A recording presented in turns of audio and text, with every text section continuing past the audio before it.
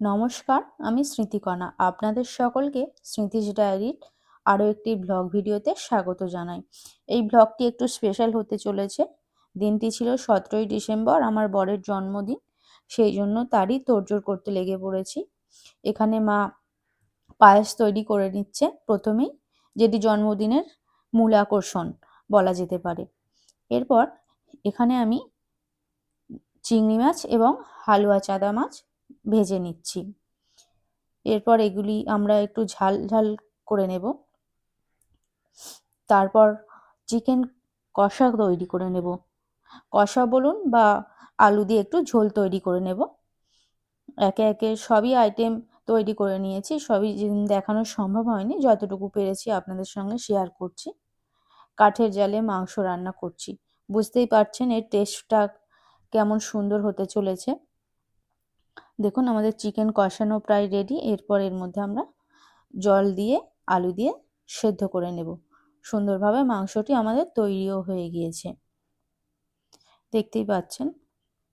এরপর আমরা ভাত তৈরি করে নেব এবং তার জন্য আমরা ভাতের হাঁড়ি বসেও দিয়েছি। জল বলুন চাল বলুন সবই আমরা দিয়ে দিয়েছি এবং চাল ফুটতেও শুরু করে দিয়েছে। জন্মদিনের প্রস্তুতি শুরু হয়ে গিয়েছে। প্রথমেই ধূপ প্রদীপ জ্বেলে নেওয়া হয়েছে আর এখানে শাশুড়ি মা বরকে চন্দনের ফোঁটা দিয়ে দিচ্ছে।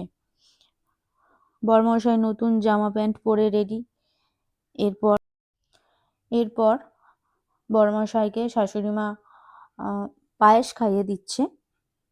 এখন অল্পই খাওয়াচ্ছে, পরে আবার খেয়ে নেবে। এখানে কি কি মেনু করা হয়েছে চলুন আপনাদেরকে দেখাই। এখানে সাদা ভাত রয়েছে, তারপর আলু ভাজা, শিম ভাজা, পালং শাকের তরকারি, ফুলকপির তরকারি, চিংড়ি মাছের ঝাল, হালুয়া চাঁদার ঝাল, এছাড়াও চিকেন কষা, এখানে রয়েছে নলেন গুড়ের রসগোল্লা, মালাই টোডা মিষ্টি, তারপর টমেটোর চাটনি। এই এতটুকুই আইটেম করা হয়েছে। তারপর এখানে সবাই খাওয়াও শুরু করে দিয়েছে। আজকের ভিডিওটি এই পর্যন্ত। আপনাদের ভালো লাগলে পাশে থাকবেন, সুস্থ থাকবেন। অসংখ্য ধন্যবাদ।